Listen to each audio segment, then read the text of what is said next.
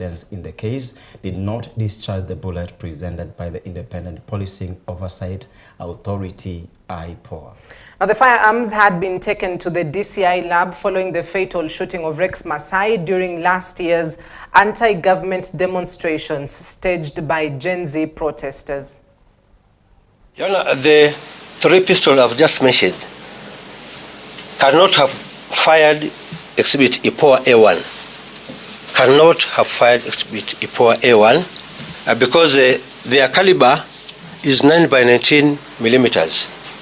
There was a pistol which was mentioned in the memo form by IPOA, which was not submitted for examination. First day of July 2024,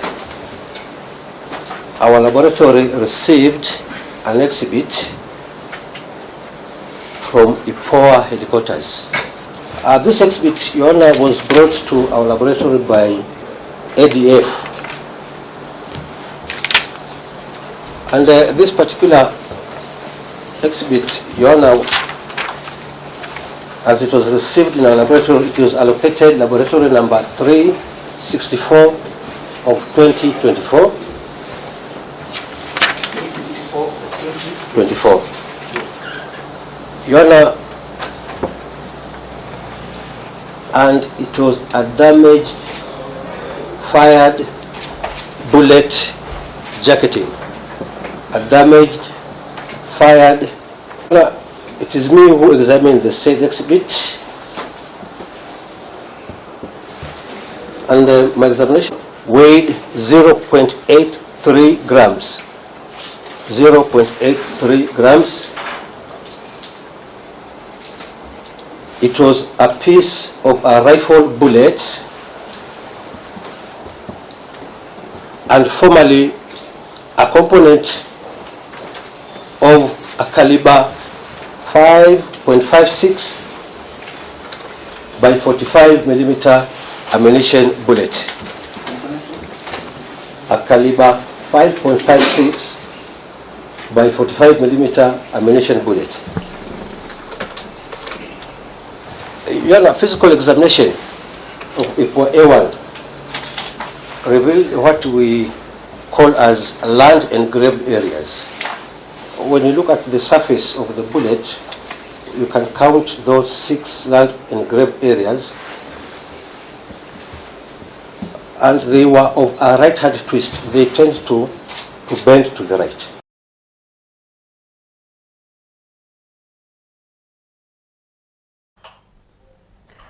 A Nairobi court has summoned 2 DCI officers to appear in court on October 1st, 2025 to explain allegations that gadgets belonging to filmmakers behind the BBC documentary Blood Parliament were secretly installed with surveillance software.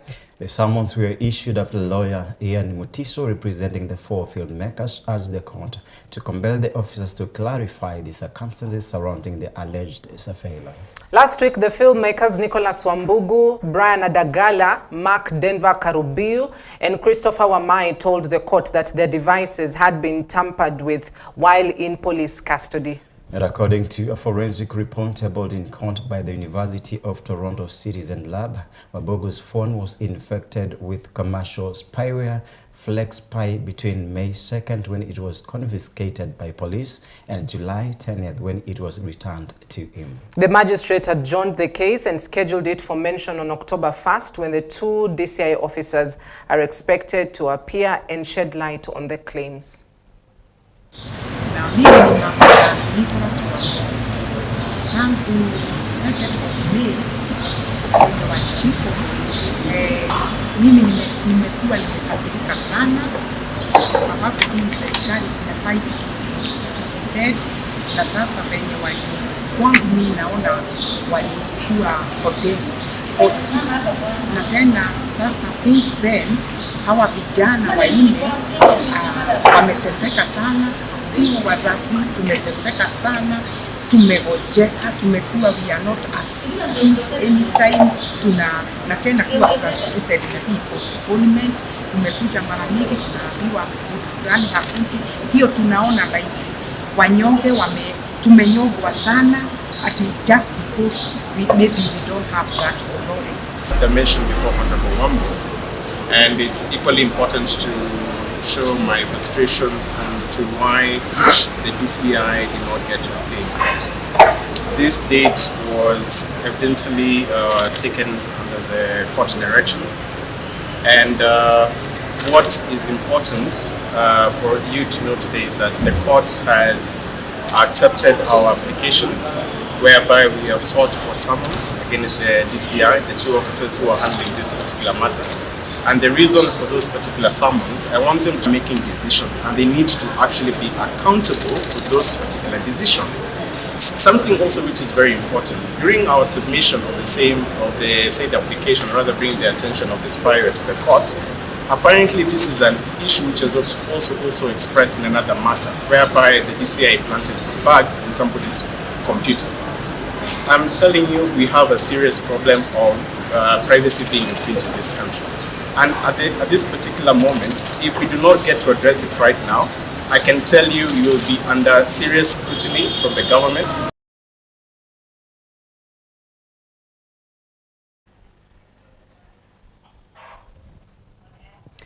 Shifting gears to Kitengela to Kajiado County. Police in Kitengela, Kajiado County have arrested a 24-year-old woman for allegedly stabbing a 38-year-old husband to death following a domestic dispute. The incident occurred on Sunday in the Orata area of Kitengela town, and according to witnesses, the couple, who had reportedly attended a church service earlier in the day, engaged in a quarrel that escalated into a fatal physical confrontation. The victim is said to have sustained a deep stab wound on his thigh. And Good Samaritans and neighbors rushed him to a nearby sub-county hospital where he succumbed to his injuries while undergoing treatment. Speaking to the media, the victim's father said the suspect called him shortly after the incident and confessed to stabbing her husband. Reports indicate that the couple had been married for 2 years, with their union allegedly plagued by frequent domestic disputes. Kwa sababu mwanaume alipiga nduru mara moja. Kisema huyu ananiua na akanyamaza. Sasa tukajaribu kuja kuangalia, mama akawa mkali, akawa hataki mtu aingie kwa nyumba. Sasa majirani tukawa tunajaribu, amekuwa mkali, akapigia maamko, si maamko nazi anakaa tu karibu. Akafika. Kufika ndio wakakuja, tukajaribu kuinua yule jamaa, lakini akawa amebleed sana. Pikipiki hakuna yenye nakubali kumbeba kwa sababu longi yote ni damu. Akabeba tu hivyo akihanga hiyo mpaka saitoti. Sasa mimi nikalala. Asubuhi niamka nasikia taarifa kwamba aliaga dunia. Kama jana tulikuwa naye kanisani na tukatoka tu vizuri mwendo wa kitu saa 12, na baada ya kufika hapo yeye akasema akimbie kwake na sisi tukaenda kwetu. Hatujui mzozo mkali kiasi hicho umetokana na nini. Kitu ninaweza kusema, yeye alikuwa anaonekana ni mtu wa temper. So anaweza kujam na afanye chochote. Hata kuna siku tu akiwa pale kwangu kwa nyumba, dada huyo na mke wangu walikuwa, sijui huyo kijana waliulizana nini. Sasa kijana akamchapa kofi.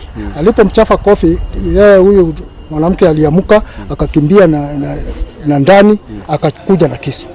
Sasa mama yake ndiye alizuia hiyo. Kitu ningeomba sana kwa hawa vijana ambao wako siku hizi ama hirika, wamkubali Mwenyezi Mungu na wawe watu wa kupenda ushauri na wawe watu wa kunyenyekea sana, kwa sababu fujo na fracts hizo hazina faida ya aina yoyote ambayo inaweza kukupea. Hakuna kitu unaweza kusolve na kifua.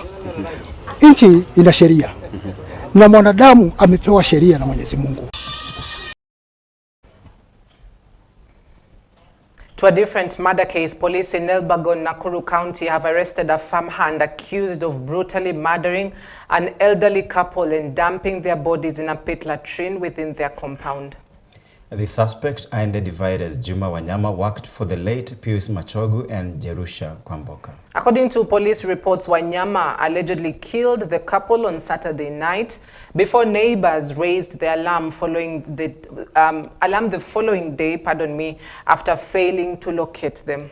Elbagon Sub-County Police Commander confirmed that Wanyama later confessed to the killings, leading police to the pit latrine where the bodies were discovered. Police are looking for a house help who was also in the house and is yet to be traced. The bodies of the deceased were taken to Elbagon Sub-County Hospital mortuary for post-mortem examination as investigations into the motive of the murder continue.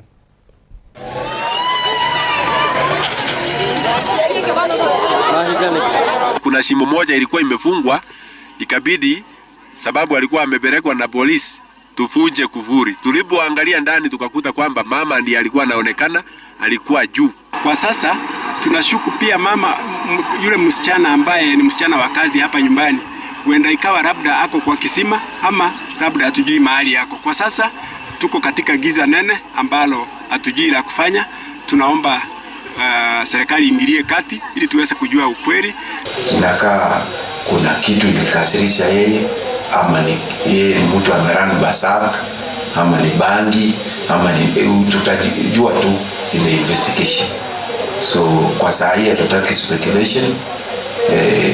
DCI is anaendelea na investigation.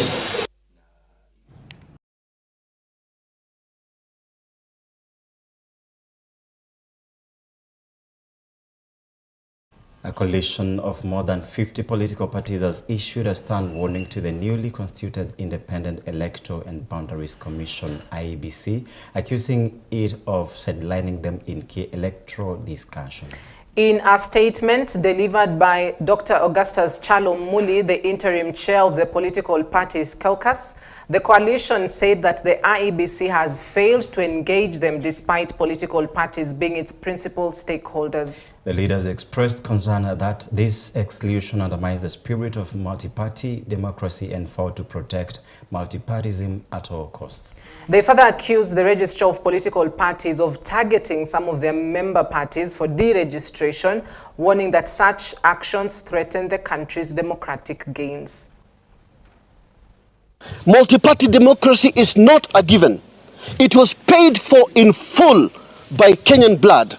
And that's why you have all these political parties in existence. Democracy must be defended by all means. And we, as political parties, shall defend it to the very end. It is so unfortunate that the ORPP can deny political parties and Kenyans at large their right to belong to political parties. As things stand now, one cannot be recognized as a member of a political party, even if he or she has an identity card. One must be registered as a voter. This is a matter that is currently in courts, and we are hoping for a favorable verdict so as to correct this anomaly, so that Kenyans can belong to a political party, whether you are a voter or not.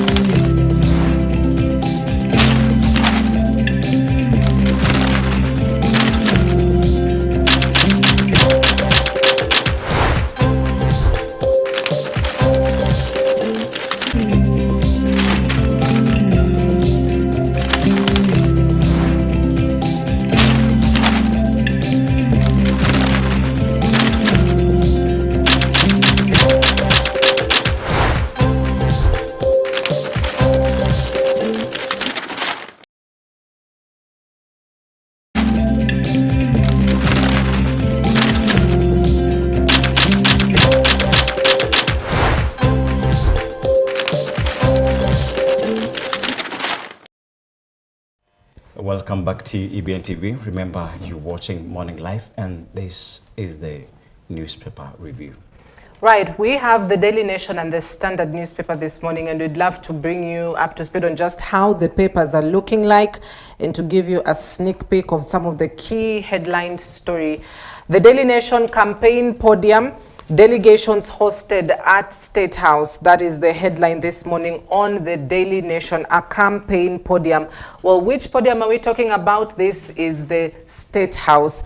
Now, if you look at just the timeline of the number of meetings that have been held in August and the number of meetings that have been held in September, tells a story about campaign promises and political promises, which will be essential, perhaps you'd say, come the 2027 race. Now, in August, from August 7th to August 29th, 4 different meetings were held of different groups. The Border team on August 7th, the Nairobi Youth on August 9th, Nyamira and Kisii on August 15th, and Meru on August 29th. Now, this September alone, we've had the Kuria West and Kuria East meeting on September 2nd, Turkana meeting on September 2nd as well, Kisii meeting on September 11th, Muranga on September 12th, and of course the latest 10,000 teachers who were at State House on September 13th. Now, President Ruto has opened State House gates to delegations from across the country, explaining the meetings with diverse interest groups are intended to resolve their grievances and let them have a say in governance. But critics counter that the seat of power has been turned into a platform for partisan political campaigns amid queries as to the source of millions being doled out to attendees. And this had linked to perhaps the headline on the Standard yesterday that talked about, you know, the houses, the affordable housing, which has now become critical in terms of just who it is given to. And so if you look at during the Uhuru regime, it was a question on how many groups actually would go to State House and how often was it. But right now, well, so many groups have met, and I can imagine there'll be so many to go in the coming few months ahead of 2027 elections. And so campaign podium, the president says residence is no longer only for the privileged. Also, crisis in public universities as dons set to strike. And this has been announced by the University Academic Staff Union, WASU, and that story is on page 6 on the public universities crisis, delaying of disbursement of salaries for university dons, even as they set to kick off strike, as well as still in education, the Teacher Service Commission's new plan to end junior school tough wars. Now, the junior school teachers wanted their own union, just as much as you have the Kenya Union of Post-Primary Education Teachers, which is for the 844 system, the secondary system, and you had the Kenya National Union of Teachers, which catered for primary school teachers. With the new curriculum, CBE now, we have the junior secondary school teachers, and so they also want their own union, a union that will also fight for their rights. So those are some of the headlines on the Daily Nation this morning. That's great, Cynthia. And before we shift, I had a concern. You mentioned about some promises that are made from our political leaders or even political aspirants. Yes. What do you think the promises that are made, what do you think is the benefit of the same, or are they just used as bait to our voters? Well, arguably as bait, yeah. Many would look at that. If you look at just 2022, I'd pose this question to our viewers. For your MCA or your member of parliament, if you look at 2022, as they were approaching you as a voter, and the promises they made, have they fulfilled that? Just for the MCA seat, before we can talk about the governor or the senator or the women representative or even the president, just that MCA and the promises he or she made to you in the run-up to 2022 elections, have they fulfilled it? If no, are they coming back to you, say, give me a second term and I'm going to do this? And so, it's a critical question on just we overpromise and we underdeliver. Sure. And remember, they are very key oversighters. So if you need to vote, or even you need to listen to their promises once again, remember to be a bundle of them. And this will not be a big benefit to you here on Morning Live. So we're shifting gears to the Standard, and this is what we call the Kenya's Board newspaper. And what we're starting first is Cynthia. I'm looking at a picture here, at the cover page, where I'm looking at the face of our very own president, Dr. William Ruto, and Matiang'i. This was what Doctor, I think. And I'm trying to look at the relationship that they've had some years ago, and again, what came to become sour relationship before Ruto exited the first period or even program with President Uhuru Kenyatta. I remember one time Matiang'i obstructing Ruto from going to Uganda, and that is where issues came from. So the top line here is war against Matiang'i, and this you can get from pages 6 and 7, but I want to link it is a kind of a political machinations. Former Interior Cabinet Secretary Fred Matiang'i's declaration 4 months ago that he will run for president in 2027 has clearly struck a nerve in President William Ruto's camp. Behind the scenes, a covert plan is in motion with state machinery rolled out, senior civil servants flexing power, money-changing hands and threats issued, all aimed at clipping Matiang'i's rising stature in Nyanza and across the country. And as I was saying that we remember that Matiang'i has been serving as the interior CS for Interior for a very long time, and now after issues and wrangles here with the then former president during Uhuru and Ruto's tenure, and this is Uhuru Kenyatta, now the current president, we've seen that it's like there's push, and there's the fourth push whereby Matiang'i is looking for presidency 2027, and we want to check that during some times we saw Ruto and Matiang'i were sometimes friends, and something in between came sour. So our biggest question is, do you think Matiang'i will clinch 2027 presidential seat? That's a question that you're posing to you. And what are the possibilities? And what do you think? Because Matiang'i has been termed or even described as a very strict and dictatorial guy.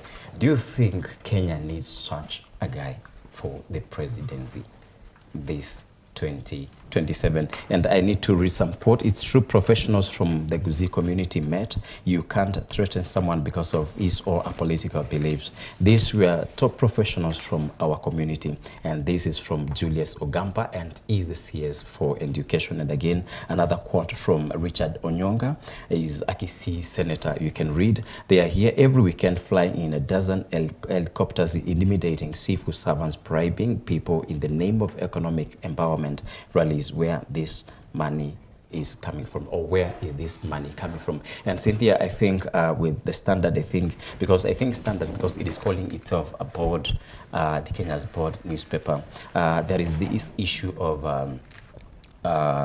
empowerment, political or even economic empowerment, where we're seeing political leaders or flying to different places and locations. They are trying to woo voters or even citizens, right, with very small amounts of money. And I remember, which is not a good thing to our deputy president, I remember there is a time he gave some amount or even some Kenyan shillings to Kitui people, and once they shared amongst themselves, I think everyone got 64 shillings, and people went ahead and made a coin of the same, which is not a good thing as a nation or as citizens, and we are not supposed to encourage that.